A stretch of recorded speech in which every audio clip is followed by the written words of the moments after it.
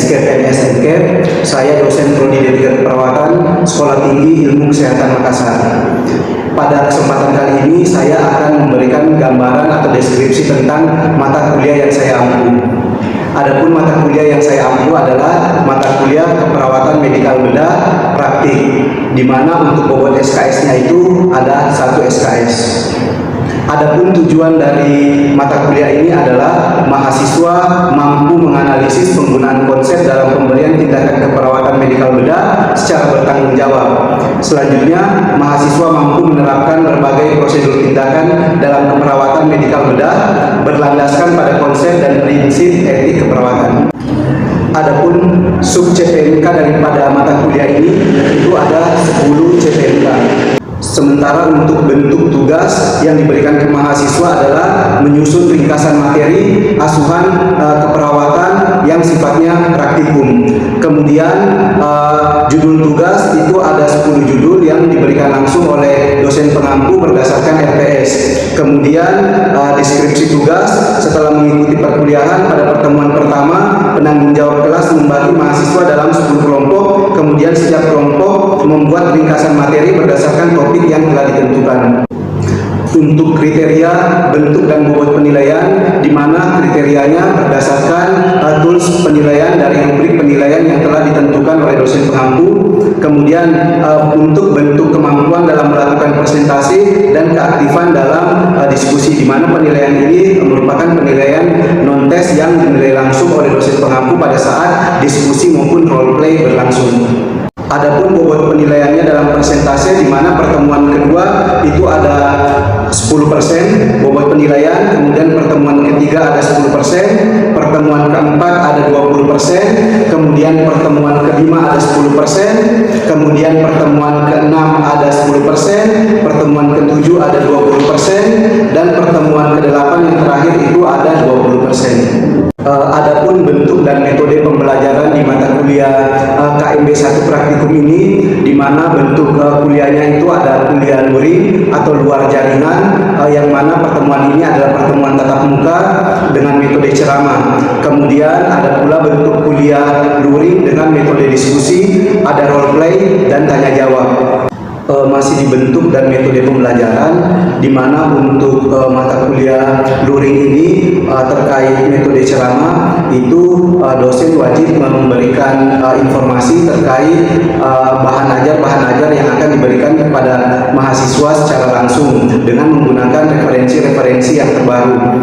Kemudian untuk bentuk kuliah luring dengan metode diskusi, itu mahasiswa wajib berperan aktif untuk memberikan informasi terkait materi yang telah diberikan di pertemuan sebelumnya oleh dosen pengampu. Kemudian untuk metode role play, mahasiswa wajib mempraktikkan atau memberikan simulasi terhadap praktikum keperawatan yang telah diberikan oleh dosen pengampu untuk disimulasikan di depan kelas untuk memberikan informasi terkait praktikum tersebut kepada teman-temannya. Adapun bahan pustakanya, yang pertama itu buku ajar keperawatan medikal bedah volume 1, volume 2 dan volume 3. Kemudian buku wajib dari organisasi profesi PPNI, ada buku STKI, SLKI dan CITI.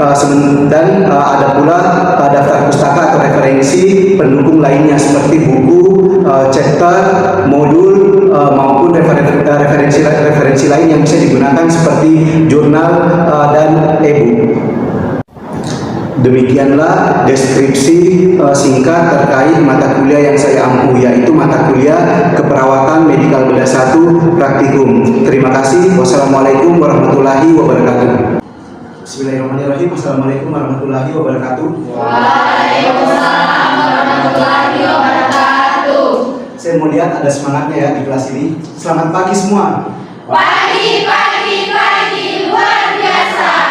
Oke, kalau sudah ada kata luar biasa, itu artinya sudah siap menerima mata kuliah hari ini, ya. Jadi seperti biasa, ketika saya sudah masuk ke dalam kelas, ketika saya sudah melakukan absensi, saya sudah mengetahui berapa jumlah mahasiswa yang hadir, berapa jumlah mahasiswa yang tidak hadir. Kemudian akan saya tampilkan ke depan mata kuliah yang akan saya bawakan hari ini. Dan sekedar informasi bahwa hari ini adalah pertemuan ketiga setelah 2 minggu kita menjalani mata kuliah dari praktikum perawatan medikal bedah 1 ini. Tapi sebelum kita masuk ke materi, mungkin saya ingin mengevaluasi. Mungkin ada 1 atau 2 dari mahasiswa dari kalian yang bisa menyampaikan ke saya kira-kira apa yang saya bawakan materi minggu lalu, dan mungkin bisa disampaikan ke saya supaya saya tahu kalau kalian paham dan mempelajari materi minggu lalu. Oke, silakan. Assalamualaikum warahmatullahi wabarakatuh. Waalaikumsalam warahmatullahi wabarakatuh. Perkenalkan, nama saya Nasra. Di sini saya akan mengulang kembali materi minggu lalu, yaitu oksigenasi. Oksigenasi merupakan pemberian O2, adapun tujuannya yaitu untuk memperbaiki atau menstabilkan kondisi pasien. Baik, terima kasih kepada mahasiswi atas nama Nasra atas evaluasi dari mata kuliah minggu lalu. Untuk minggu ketiga ini kita akan memasuki materi yang tidak kalah menariknya, yaitu salah satu tindakan keperawatan adalah melakukan perawatan stoma pada stoma atau bekas usus besar yang dipotong. Mungkin sebelum saya masuk ke materi, saya ingin bertanya ke kalian, karena pada minggu lalu sebelum kita berpisah di pertemuan minggu lalu itu saya menyampaikan bahwa minggu ini kita akan membawakan materi terkait kolostomi. Jadi mungkin salah satu di antara kalian ada yang sudah belajar atau ada yang sudah mengetahui tentang kolostomi. Ya, silakan. Baik, saya Nuratira akan menjawab, yaitu perawatan stoma adalah mengganti kantong kolostomi yang lama dengan yang baru untuk mencegah terjadinya infeksi. Oke, terima kasih Saudari Nur Atira. Jadi jawabannya terkait perawatan luka pada stoma untuk perawatan kolostomi itu sudah sangat baik sekali. Ilmu keperawatan itu atau di salah satu pasien yang ada di rumah sakit ada yang namanya pasien yang usus besarnya dipotong kemudian dikeluarkan melalui dinding perut. Nah, luka yang dikeluarkan dari dinding perut ini yang berasal dari usus besar inilah yang disebut dengan stoma. Nah, stoma ini apabila tidak dirawat dengan baik maka akan mengakibatkan infeksi pada pasien. Nah, tujuan kita melakukan perawatan stoma pada pasien yang terpasang kolostomi itu adalah untuk mencegah terjadinya infeksi. Oke, sebelum kita masuk terhadap praktikum kita hari ini, saya ingin menjelaskan terkait tujuan pembelajaran kita pada hari ini. Yang pertama, mahasiswa mampu menunjukkan sikap bertanggung jawab atas pekerjaan di bidang keahliannya secara mandiri. Yang kedua, mahasiswa mampu memahami konsep dan prosedur tindakan keperawatan stoma dalam keperawatan medikal bedah. Selanjutnya, mahasiswa mampu mengembangkan prosedur tindakan dalam keperawatan medikal bedah berdasarkan EBP atau Evidence Based Practice.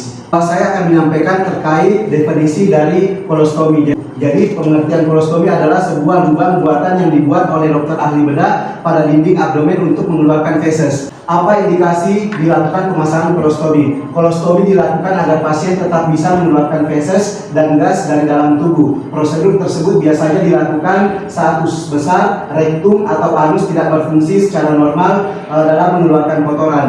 Jadi tindakan kolostomi ini sangat penting sekali untuk dilakukan, karena apabila tidak dilakukan maka akan terjadi bendungan terhadap feses yang seharusnya keluar dari anus. Pernah ada kejadian di suatu daerah, ada pasien yang menolak untuk dilakukan kolostomi. Akhirnya apa yang terjadi? Fesesnya tidak keluar melalui anus, tapi melainkan keluar melalui apa? Ada yang tahu? Melalui mulut. Jadi feses yang tidak dapat dikeluarkan secara mandiri seperti manusia normal pada umumnya, apabila tidak dilakukan pembedahan kolostomi akan mengeluarkan feses melalui mulut. Seperti itu. Selanjutnya, apa kontraindikasi? Ada 2 kemungkinan yang tindakan tidak boleh dilakukan pada pasien yang akan menjalani kolostomi. Yang pertama, pasien yang menolak, kemudian yang kedua, pasien yang memiliki komplikasi-komplikasi seperti gagal jantung, kemudian mungkin diabetes yang berlebihan dengan kadar gula darah yang terlalu tinggi seperti di atas 400. Selanjutnya, komplikasi perawatan kolostomi. Nah, kalau kita lihat judul yang ada di atas, di sini sebenarnya perawat mulai menyusup masuk. Menyusup dalam arti kata di sini nih tujuannya kita sebagai perawat, karena untuk melakukan kolostomi adalah dokter bedah. Tujuan perawat adalah untuk merawat stoma yang sudah dilakukan pembedahan oleh dokter bedah. Jadi perawat itu tujuannya adalah untuk bagaimana caranya mencegah terjadi komplikasi dari kolostomi. Komplikasi dari kolostomi atau komplikasi dari stoma yang paling sering itu adalah terjadinya infeksi. Ini paling sering. Kenapa bisa terjadi infeksi?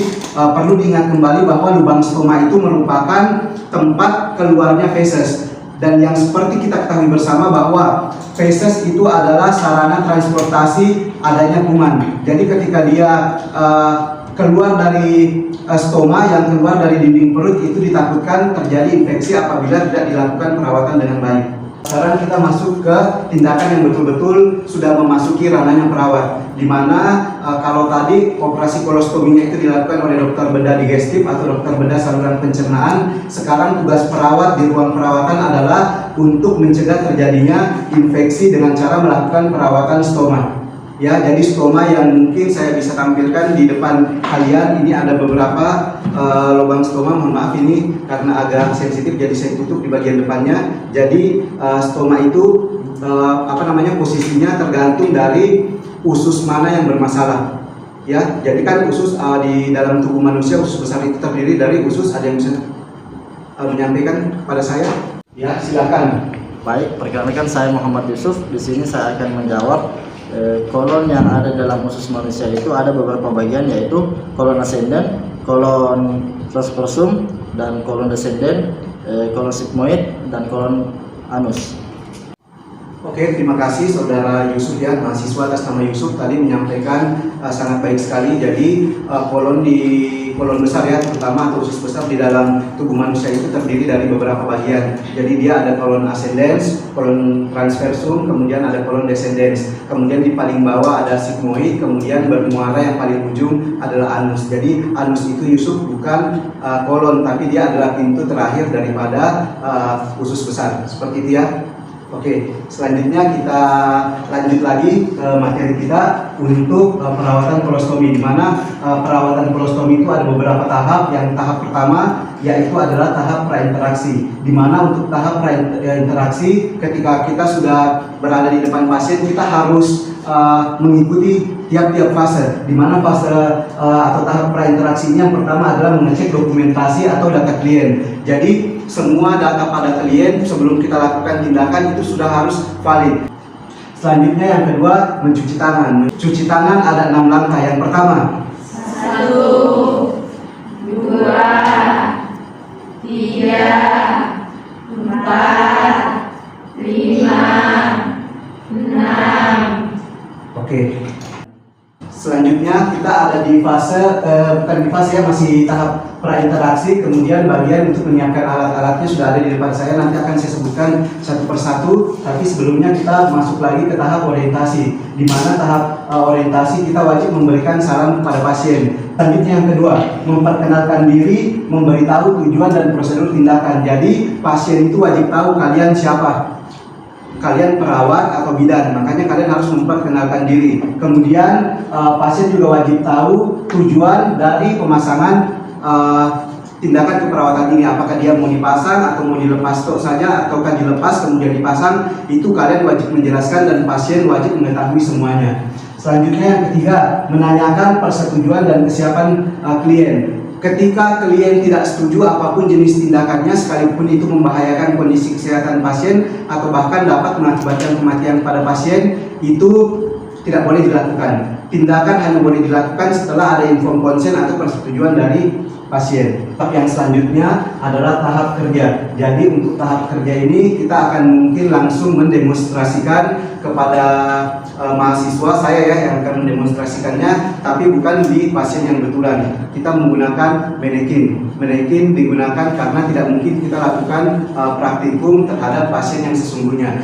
Selanjutnya, siapkan alat dan bahan yang diperlukan. Selanjutnya kita memasuki prosedur kerja yang selanjutnya, yaitu pertama adalah kita melakukan kebersihan tangan 6 langkah. Tadi sudah sempat dijelaskan di awal, mencuci tangan 6 langkah. Ya, selanjutnya kita memasang sarung tangan. Jadi sarung tangan yang dipasang adalah sarung tangan bersih.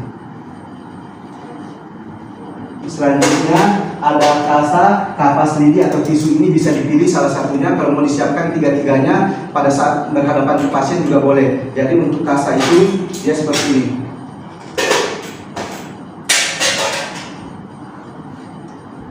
Selanjutnya cairan fisiologis. Cairan fisiologis yang kita gunakan adalah cairan NaCl. Selanjutnya ada plastik hitam. Di sini karena kita tidak memiliki plastik hitam, kita bisa memodifikasinya dengan menggunakan plastik berwarna merah. Tapi ada baiknya ketika di rumah sakit jangan menggunakan plastik yang berwarna cerah. Plastik untuk limbah itu disarankan untuk yang berwarna hitam agar tidak transparan kelihatan dari luar. Seperti itu ya. Jadi jangan menggunakan yang berwarna merah. Selanjutnya pinset anatomis. Pinset anatomis dan pinset chirurgi. Kemudian ada kom steril. Kemudian ada stomahesik pasca atau salep. Ini ya, saya simpan dulu sebagian supaya tidak banyak di tangan saya. Selanjutnya ada gunting. Kemudian ada pengalas, ada bengkok. Pengalas di sini yang kita gunakan adalah kotak. Kemudian ada bengkok. Bengkok di sini adalah nirbekan ya. Juga fungsinya sebagai tempat sampah sementara sebelum dimasukkan ke tempat sampah plastik.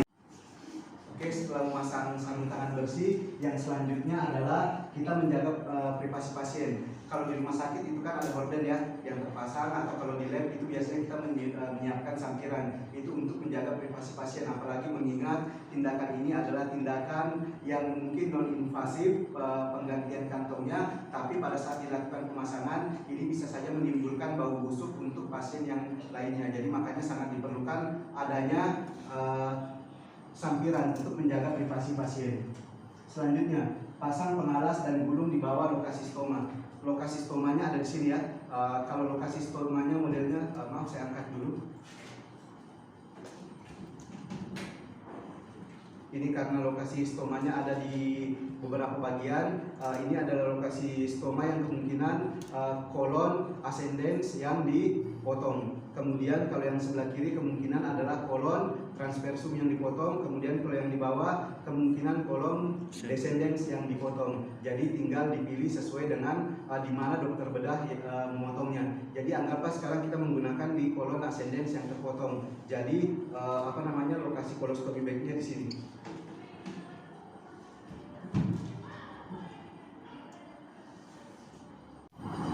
Selanjutnya pasang pengalas.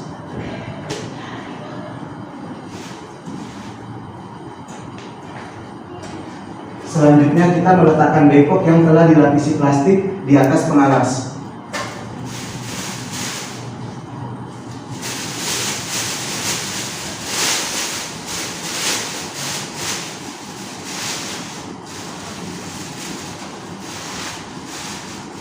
Jadi ini kantong kolostomi bag yang sudah terpasang itu bisa langsung kita buka. Ini kalau memang memungkinkan untuk dibuka satu kali, bisa langsung dibuka satu kali. Tapi kalau tempelannya terlalu erat, bisa kita bantu dengan menggunakan cairan fisiologis. Jadi ini bisa disiram di atasnya. Seperti ini ya. Ini tujuannya untuk memudahkan pada saat pembukaan dari kantong kolostominya. Setelah itu dibuka perlahan, kemudian dibuang masuk ke dalam kantong plastik hitam yang telah disiapkan. Sekarang kita buka sarung tangan, kemudian kita ganti sarung tangan steril.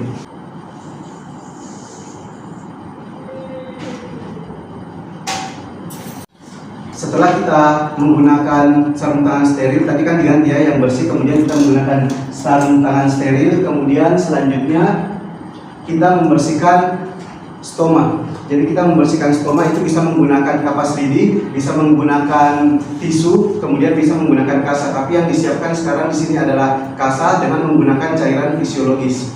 Ya, selanjutnya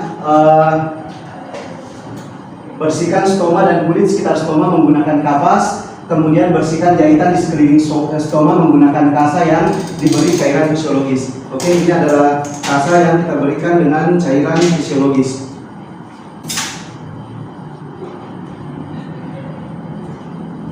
Oke, kita ambil pinset, kemudian kita bersihkan. Usahakan membersihkan dari daerah yang terjauh dari perawat. Membersihkannya perlahan-lahan, ini bisa memutar atau bisa naik turun, tergantung kenyamanannya seorang perawat seperti apa. Jadi kita bersihkan, kemudian kain kasanya dibuang, kemudian kita mengambil kain kasa steril lagi yang baru, kemudian dibersihkan sampai betul-betul lubang stoma atau stoma itu bersih beserta dengan jahitan yang ada di pinggirnya. Ya, jadi itu wajib dibersihkan untuk mencegah terjadinya infeksi.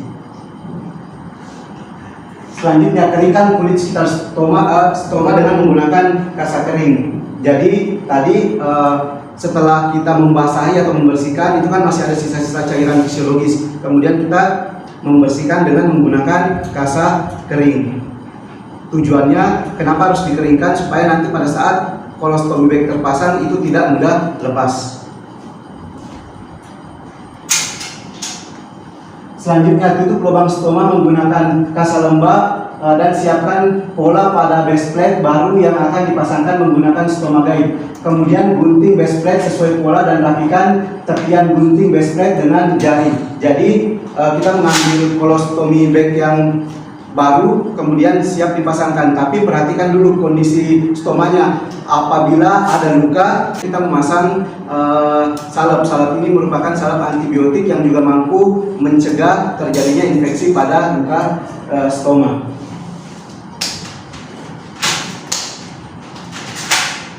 Kita ambil ya, kemudian bisa kita olesi di jari, atau kita langsung olesi di pinggir stoma. Kemudian dilakukan gerakan melingkar supaya pemberian salep antibiotik rata ke rata ke stoma.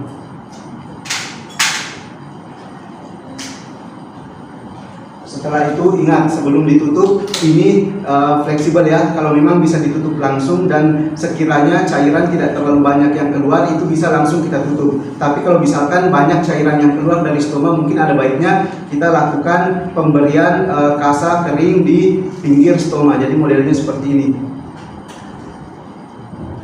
Kita lakukan pemasangan dengan gerakan melingkar ya. Setelah itu kita lakukan penutupan.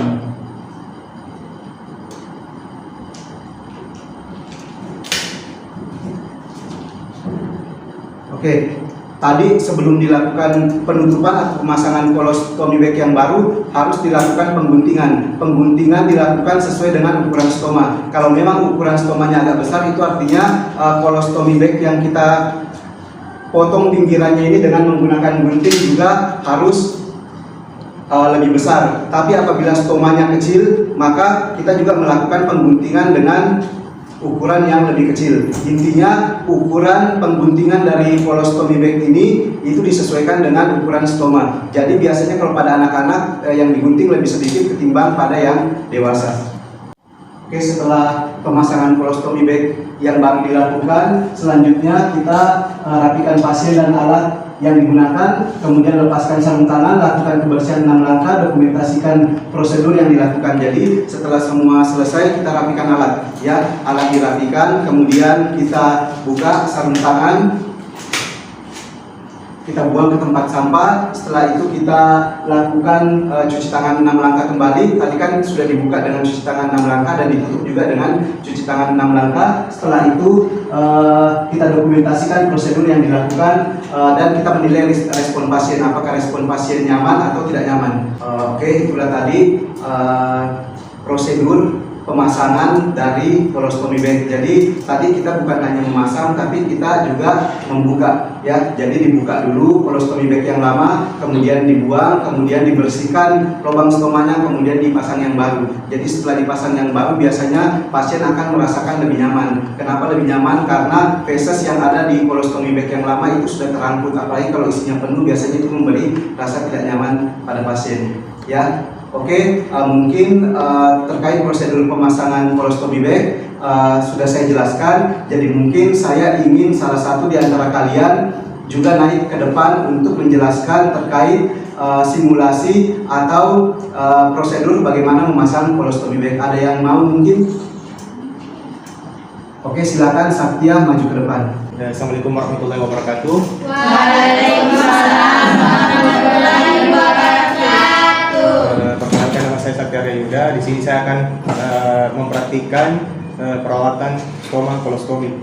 Oke, yang pertama itu adalah kita melakukan dulu tahap prainteraksi. Yang pertama itu adalah kita melakukan dokumentasi atau data-data klien. Kedua, kita mencuci tangan 6 langkah. Ketiga, kita mempersiapkan alat. Oke, tahap yang kedua adalah tahap orientasi. Dan pertama itu kita salam kepada pasien, itu adalah wajib untuk seorang perawat. Yang kedua itu adalah memperkenalkan diri dengan memberitahu tujuan dan prosedur tindakan. Selanjutnya menanyakan persetujuan atau dan kesiapan klien. Oke, kita akan memulai dulu orientasi pada pasien dulu. Permisi Pak, Assalamualaikum. Perkenalkan, nama saya Sakti Arya Yuda, mahasiswa perawat Prodi D3 Perawatan Estetik Makassar. Di sini saya akan melakukan perawatan stoma kolostomi, akan menggantikan kantung kolostomi Bapak dengan tujuan untuk mencegah terjadinya infeksi pada kolostomi stoma Bapak. Langkah pertama itulah kita akan dulu mencuci tangan 6 langkah. Oke, selanjutnya kita akan memasang perlat di bagian bawah stoma klien. Ini saya Pak.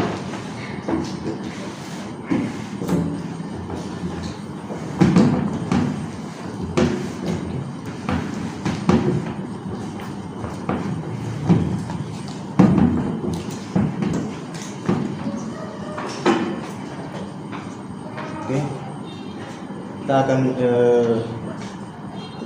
menyimpan di bengkok dekat pasien, terus dengan kantung plastik di bawahnya dirapikan. Kita akan melepas kantung kolostomi yang lama dengan menyiram cairan fisiologis.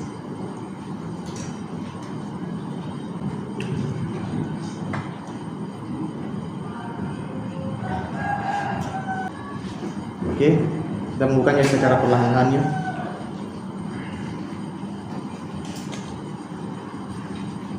Buang ke tempat. Selanjutnya kita akan membersihkan daerah stoma. Kita bersihkan di areanya. Kita bersihkan dulu di arah terjauh dari perawat, sesuai kenyamanannya perawat. Oke, melingkar.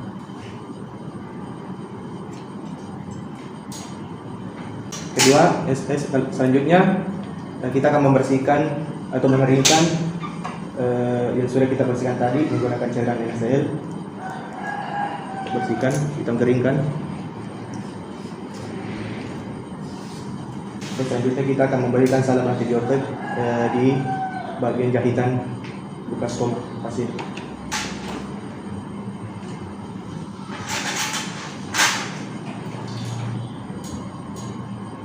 Dibandingkan secara rata, melingkar dulu. Kemudian kita akan memasangkan kantung kolostomi ibu. Sebelumnya kita harus mengukur berapa diameter lubang stoma tersebut. Selanjutnya kita menutup di bagian jahitan luka stoma dengan kasa kering untuk mencegah terjadinya rembesan. Selanjutnya kita akan memasang kantung kolostomi yang baru, diarahkan sekarang ini.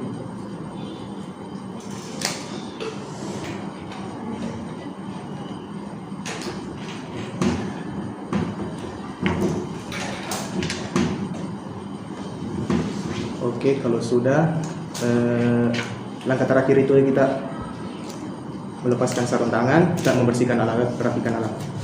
Oke, langkah terakhir dari tindakan perawatan stoma itu adalah kita evaluasi respon pasien apakah nyaman pada saat dilakukan tindakan stoma atau tidak. Saya pamit untuk Pak, terima kasih atas kerjasamanya Pak. Assalamualaikum warahmatullahi wabarakatuh. Oke, itulah tadi pemasangan kolostomi bag yang dilakukan oleh salah satu mahasiswa. Jadi mungkin untuk pertemuan kali ini saya menganggap pertemuannya sudah lumayan berhasil karena ada salah satu di antara kalian yang sudah bisa merepresentasikan dirinya sebagai seorang mahasiswa untuk mengulang mata kuliah untuk hari ini, yaitu pemasangan kolostomi bag. Jadi mungkin untuk pertemuan minggu depan kita akan masuk lagi ke praktek keperawatan yang selanjutnya, yaitu mungkin penghitungan indeks massa tubuh tubuh ya, untuk pasien yang memiliki berat badan normal, berat badan lebih, bahkan ke berat badan yang obesitas. Saya kira seperti itu untuk pertemuan kita hari ini. Terima kasih. Assalamualaikum warahmatullahi wabarakatuh.